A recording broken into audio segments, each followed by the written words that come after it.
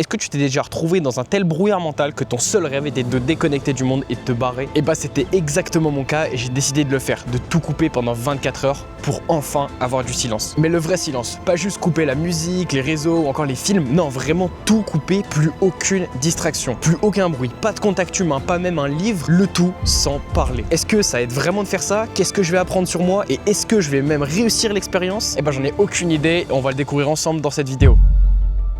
Donc mon défi commençait à 23h30. Les premières choses que j'ai fait, c'est tout simplement d'éteindre mon téléphone et d'éteindre le micro, car j'allais ne plus en avoir besoin pour les 24 prochaines heures. Après tout ça, j'ai décidé de commencer à écrire ma première page. Et sur cette première page, j'ai tout simplement commencé par écrire les règles, toutes les règles. Donc ces règles-là sont que toutes les heures, je dois noter mon ressenti. Aucune dopamine, que ce soit au niveau de la nourriture, des écrans ou de la lecture. Enfin bref, aucune dopamine n'était autorisée. 300 pompes dans ma journée, je devais tout noter, mes pensées dans ce carnet. Je devais aussi m'accorder 7h30 de sommeil minimum durant cette nuit, et je devais aussi plus me concentrer sur mon expérience personnelle que sur la vidéo, pour la simple et bonne raison que cette expérience, je l'ai fait avant tout pour moi et non pas pour faire une vidéo YouTube. Je ne devais aussi pas parler et n'avoir aucune interaction sociale. Et ce défi était de 23h30 du samedi soir à 23h30 dimanche soir. Donc initialement 24 heures. Après ça, j'ai aussi noté mes objectifs, les problèmes que je voulais résoudre dans ma pensée et surtout les solutions que je voulais trouver. Et après ça, j'ai donc directement commencé par respecter mes règles, qui sont tout simplement que toutes les heures, je devais noter dans mon carnet mon ressenti. À l'heure 0, je note donc ce que j'ai ressenti. Et ce ressenti, c'était tout simplement que par rapport à mon défi, j'avais une petite peur, une petite appréhension. Mais bon, qui a été vite surpassée par la fatigue à ce moment-là, et donc je suis vite allé dormir. J'avais quand même envie d'enlever cette peur, cette appréhension, pour essayer de profiter de l'expérience à un maximum et qu'elle ne soit pas restreinte à cause de cette appréhension. Sur ces belles écritures, je suis donc allé me coucher. Et le lendemain, après m'être réveillé à 8h, je note tout simplement que la peur, cette appréhension au niveau de l'expérience, était presque totalement partie. Elle avait sûrement dû être provoquée par la fatigue hier soir. Et maintenant, elle laisse place à une envie de structure dans ma journée. Donc ma première pensée est qu'il fallait que j'établisse des objectifs clairs pour ce défi. Des objectifs mentaux clairs et précis pour que je sache clairement vers quoi avancer. À noter que durant cette nuit, j'ai dû rêver au moins 2-3 fois que j'échouais ce défi. Et donc je commence ma journée par le seul fun entre guillemets de ma journée, la seule dopamine qui est tout simplement un bol de céréales sans sucre avec quelques pépites de chocolat. Enfin bref, on est vraiment sur une journée assez rustre. Mais c'est ça qu'on cherche, du coup c'est parfait. Et dès la première demi-heure, je note les mots suivants. Ça va être long en fait. Et ouais, parce qu'à ce moment-là, quand je réalise qu'il me reste encore 23h30 et que je viens de passer seulement une demi-heure sans bruit, sans parler, sans rien faire dans une grande maison tout seul, l'ennui commence à pointer le bout de son nez. Mais bon, il est reparti aussi vite qu'il est venu lorsque j'ai commencé à noter un petit peu toutes les pensées que j'avais dans la tête, qui sont assez personnelles, donc je les partagerai pas dans cette vidéo. Ce que j'ai commencé par faire, c'était tout simplement un état des lieux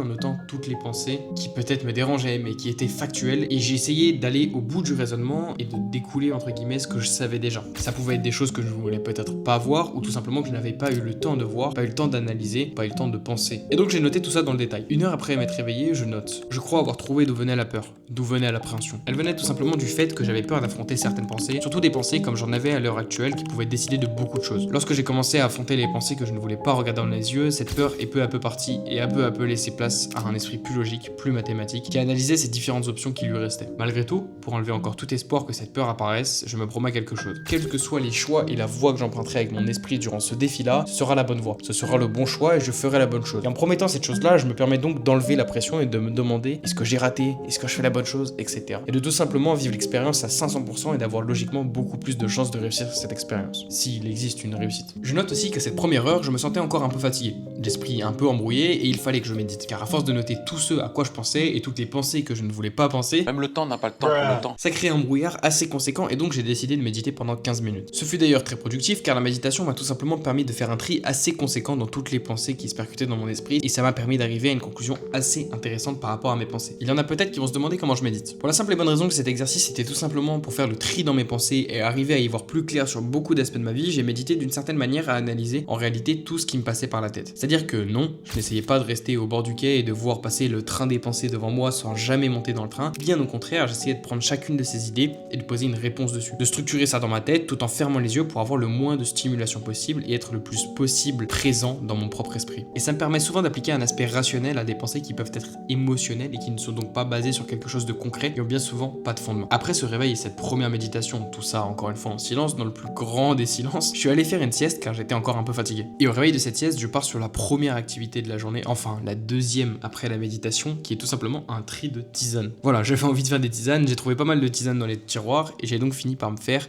une petite tisane au thé noir, ginseng, pour accompagner encore plus de réflexion. Et je continuais au fur et à mesure de la journée à réfléchir, à écrire dans mon carnet toutes mes pensées afin tout simplement d'y voir plus clair et de continuer à aller plus loin dans mes pensées. J'ai d'ailleurs fait un exercice de visualisation extrêmement intéressant que je vous conseille à tous de faire et qui est tout simplement de visualiser qui vous voulez être plus tard. Attention, vous Vous allez me dire, mais oui Lucas, évidemment, tout le monde me l'a déjà dit ça, et je l'ai déjà fait, etc. Mais faites-le dans le détail, faites-le d'une manière assez profonde, que tout simplement votre analyse prenne plusieurs pages. Faites-le sur votre esprit, faites-le sur votre corps, faites-le sur votre apparence, faites-le sur ce que vous inspirez, faites-le sur votre richesse, faites-le sur tout, afin tout simplement que vous en ayez le portrait le plus concret et que vous sachiez où aller. Enfin en tout cas, c'est exactement l'effet que ça m'a fait après avoir fait ce grand portrait qui m'a d'ailleurs pris plus de 5 pages. Après ça, je suis donc allé me faire à manger. Encore une fois, très peu de dopamine, c'était les restes du repas de hier soir, des choses assez simples, mais un régal. De plus, après ce repas, j'observe également les effets de la nourriture de manière assez drastique sur mon corps, de par le fait qu'une fois rassasié, j'étais beaucoup plus apaisé. Après ça, je suis sorti me balader au lieu de dormir pour digérer, afin tout simplement de rester actif et de ne pas faire que dormir toute la journée. Et au moment de partir marcher, je sentais au fond de moi que j'étais apaisé, mais que j'avais l'impression qu'il me manquait quelque chose, que j'étais encore en quête de quelque chose. Et je me suis donc dit que je verrais bien lorsque je marcherais. Après plus de 8 heures de défi, je rentre de ma marche et je n'étais plus seul.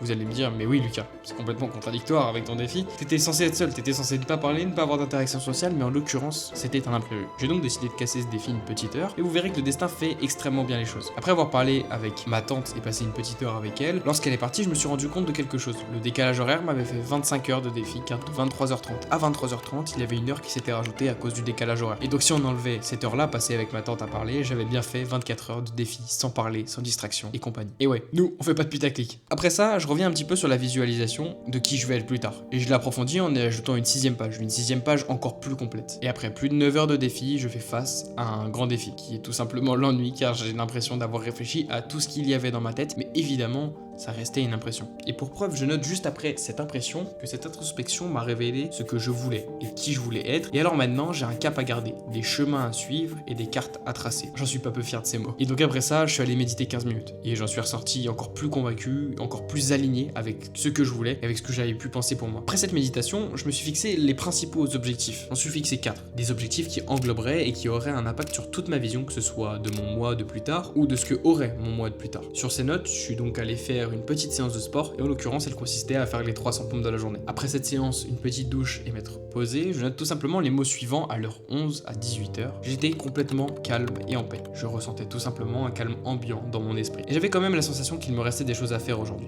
Je pensais sûrement en l'occurrence aux 4 objectifs que je m'étais fixés après ma méditation. 2 heures plus tard, je note pour l'heure numéro 12 à 19h que j'étais encore une fois fier mais insatisfait. Donc j'étais content de ma journée, j'étais content de où j'en étais arrivé spirituellement, mais je savais qu'il me restait encore du chemin. Et 1 heure après ça, je note quelque chose d'assez drôle. Niveau sensation, je note que je venais de finir de manger et que je me sentais encore une fois apaisé de fou, comme par rapport au midi. Et au-delà de ça, je me sentais calme. Et j'avais même l'impression d'être un petit peu un sage. Après ça, j'ai un petit peu réfléchi, en face du feu, avant tout simplement d'aller nettoyer la cuisine. Puis j'ai commencé par avancer les quelques objectifs que je m'étais fixés. Noter tout ce que je savais déjà par rapport à ces objectifs pour pouvoir me rendre compte de ce qu'il fallait que j'approfondisse. Et vers 21h, je note que j'avais quand même un petit peu la flemme d'aller ranger toute la cuisine et de faire toutes les tâches ménagères. Et aussi une légère peur pour aller chercher du bois pour le feu qui se trouvait vraiment dehors, dans le noir, tout ce qu'il y a de moins inquiétant, quoi. Bref, et du coup la solution à tout ça, c'est que tu le fais quand même, tu forces un petit peu sur ton système et ça passe comme une lettre à la poste. Après avoir tout fait, tout rangé, etc., il me restait très peu de choses à faire. Donc vers 22h, j'ai commencé à relire mes notes de la journée et il me restait encore 1h30 de défi. Et je voulais pas m'endormir avant la fin. J'ai noté que j'étais carrément content de ma journée, mais vachement fatigué, et après ça, j'ai continué de relire mes notes de la journée. Puis, après avoir tout rangé et avoir fini ma lecture, je suis donc remonté dans ma chambre, car je comptais vraiment dormir après la fin de ce défi. Et je notais encore quelques petites choses, comme par exemple des plans d'action sur certains projets que j'avais, qui me trottaient dans la tête. Et 1 heure plus tard, le défi commençait à être vraiment très long. Il me restait certes qu'une demi-heure, mais après avoir réfléchi à tout ce que je voulais et être si proche de la fin de ce défi, du but tout simplement que désormais il fallait que j'agisse, que j'avais besoin de plus d'infos, enfin bref, j'avais surtout besoin de plus de moyens, j'avais besoin d'aller plus loin. Voilà. Là pour l'instant, j'avais l'impression d'avoir pas mal exploré les ressources que j'avais et j'avais encore envie de continuer à construire ma pensée, etc.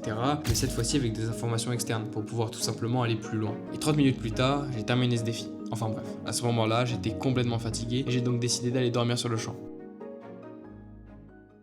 Bref, pour finir, vous avez bien vu que j'étais fatigué à la fin de ce défi, du coup je vais vous faire cet outro ici et maintenant. Certes à tête reposée, mais comme ça j'ai un point de vue beaucoup plus global et beaucoup moins fatigué, parce qu'en l'occurrence à ce moment-là, j'ai inversé un mot sur 2, c'était complètement la galère. Mais alors du coup, quels ont été les résultats de cette expérience concrètement sur moi, ma façon peut-être de voir le monde, ma façon de me voir moi, de me comprendre? C'est la vraie question que tout le monde se pose, et honnêtement, cette expérience, elle était plutôt auto-centrée sur moi. C'est-à-dire que j'ai beaucoup réfléchi sur moi, sur qui je voulais être, ce que je voulais, etc., etc., mais beaucoup de choses à propos de moi, et non pas à propos de mon environnement. En effet, j'ai pas beaucoup réfléchi notamment à toute la notion d'univers, de vie, de conscience, etc. Peut-être des notions plus profondes. J'ai beaucoup réfléchi à des notions qui me concernaient personnellement. C'était sûrement parce que j'en avais besoin, sûrement parce que cette méditation était aussi là pour ça, pour me concentrer sur moi-même et pouvoir faire un petit peu le tri. Par contre, évidemment, quand on regarde la réflexion que j'ai eue à propos de moi, ça a marché. J'ai trouvé des réponses, pas forcément celles qui me faisaient plaisir, mais je pense celles qui se rapprochent le plus de la réalité et qui s'alignent le plus, tout du moins, avec ma réalité. Bref, ce sont celles qui me semblent être les bonnes. Donc évidemment, si vous êtes dans un brouillard mental ambiant et que vous rêvez de tout couper, faites-vous le plaisir de le faire, car dans une société surstimulée comme la nôtre, ça sera jamais de trop.